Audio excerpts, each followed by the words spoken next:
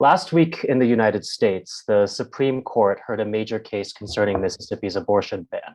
Now, during this hearing, Justice Roberts made a very interesting statement about China and North Korea's abortion laws. He said he was concerned that existing US abortion law, protected by Roe versus Wade, is too lenient. And he incorrectly claimed that only China and North Korea allow for abortions as late as the US does. By this line of thinking, Mississippi's abortion ban should be upheld and the fundamental rights of millions of people violated, all to keep the US from becoming like North Korea. I'm not here today to focus too much on the Supreme Court, but I do want to ask a question that I believe is relevant to today's summit.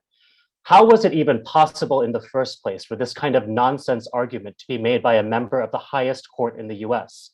There's two parts to that answer, in my opinion. For one, Justice Roberts was actually borrowing his argument from the very Mississippi lawmakers who passed the abortion ban, using North Korea and China as one of several arguments for what we might call their reproductive injustice agenda. But to zoom out a little bit, this kind of rhetoric is only possible if the vast majority of the American people have been actively taught that China and North Korea, or the DPRK, are unfree, undemocratic societies. This is the case, and we must understand how the US uses this manufactured ignorance to disguise its repression as liberation. To understand how this is happening, we also need to understand the truth about Korea, which is my topic for today. To begin, abortion is legal and widely available throughout the DPRK. Maternity leave is guaranteed for up to 240 days, longer than in most countries. Childcare and healthcare are not only free, they are considered constitutional rights. And in cases where children can't be cared for by their families, the state assumes full responsibility for their upbringing and education, even after that child becomes an adult. I'd like to say a little more about North Korea's constitution. North Koreans have the freedom of speech, religion, assembly, the right to vote, the right to personal property, protection from undue search and seizure, etc. In fact, there are many rights in the DPRK's constitution that are not considered rights elsewhere, particularly in the United States. Housing, education, food, equal gender rights, culture and arts, and as mentioned earlier, healthcare and childcare are all considered constitutional rights. There is even a constitutional right to relaxation. And what that means is everyone gets vacation time and everyone gets access to public vacation resorts. This is the reality of socialist democracy in North Korea, and it's just the tip of the iceberg. In North Korea, it's the people themselves who run society, whether through the state or mass organizations. Most people think that Kim Jong-un is running a one-man show, but this is a view born out of the same manufactured ignorance I referenced earlier. Most people who say this could not tell you Kim Jong-un's government title, which is very telling. His government title is the first chairman of the State Affairs Committee. The State Affairs Committee is a body that creates state policy, and it is not the highest organ of state power. That's the Supreme People's Assembly, which is a directly elected legislative body which has the power to elect, appoint, and recall the members of the judiciary, the prosecutor's office, the cabinet, and finally the State Affairs Committee, including its first chairman, Kim Jong-un. Assembly members are subject to immediate recall themselves, they get no additional salary, and they retain their regular jobs after being elected. There's no corporate campaign contributions or professional politicians in the same way that we understand them in the US or other imperial core countries. So what does the US mean when it says it wants North Koreans to enjoy freedom and democracy? Well, let's look at what they're actually doing. Today, the US has North Korea under siege. 28,500 US soldiers occupy South Korea, and every year the US holds war exercises that rehearse invasions of the North, sometimes with as many as 300,000 troops. The entire South Korean military is under the command of the US and has been since 1950. Functionally, the South Korean military is a reserve US Army. South Korea has mandatory military service precisely because it needs to ensure that the US has enough cannon fodder for any potential conflict. The US also has North Korea under sanctions, which the rest of the world is forced to follow. North Korea can't trade with other countries, they can't get international loans, or import fuel or really much of anything else. North Koreans can't even import items that have metal in them. Think about that.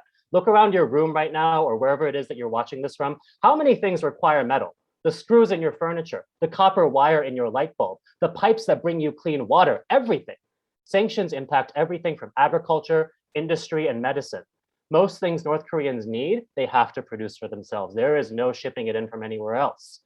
A study conducted by the organization Korea Peace Now confirmed almost 4,000 deaths in just 2018 from delays and shortages to UN aid programs caused by sanctions.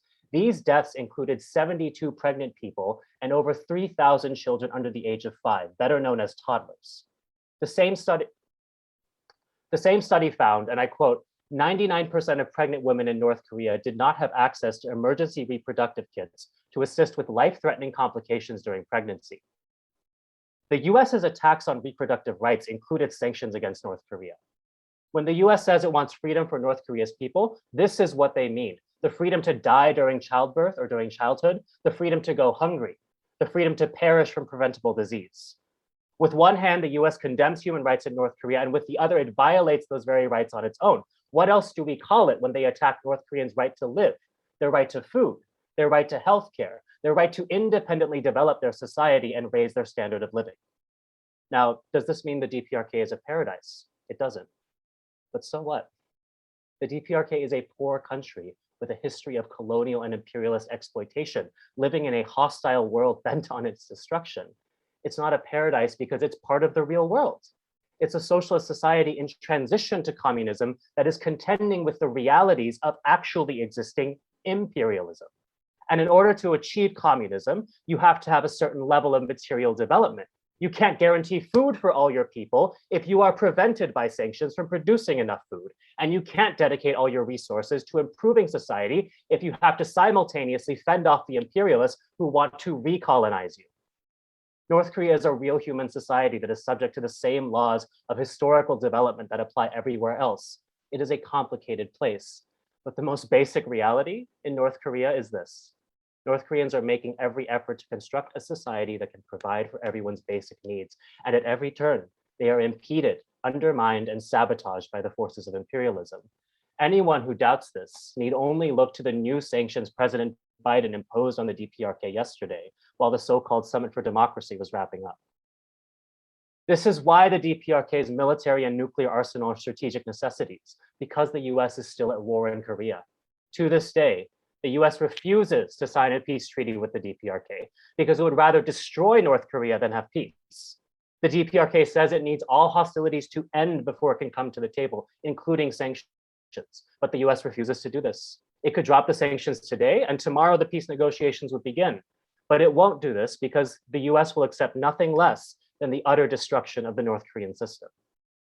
It's precisely because the Korean War is ongoing that an understanding of and solidarity with the DPRK and the Korean people as one people are so important. Through 71 years of conflict, the Korean War has reshaped the world. This is your history too, not just ours. It is our shared past, our shared present. McCarthyism first blossomed in the United States in the international context of the Korean War. The military-industrial complex as we know it today was born through the Korean War. Today, imperialist aggression against North Korea is used to justify all manner of domestic and international oppression, from the abortion ban in Mississippi to the latest US defense budget, which stands at $768 billion and includes new funding for new militarization across the Pacific and the entire world. History is still in motion, and all of us are subjects of history. As human beings, we can either participate in it consciously or unconsciously, but we can never escape it. The US is pushing the world down a dangerous path, but it is not an inevitable one. Another kind of future is possible. Another kind of freedom is possible, but only when the masses become conscious of their role in history and organized to realize it. And to do this, we need to begin with the truth. We can't start with lies. The truth about North Korea can't hurt you. It can only reveal the truth about the system you live under, who your enemies are, and what role in history you have to play. Thank you very much.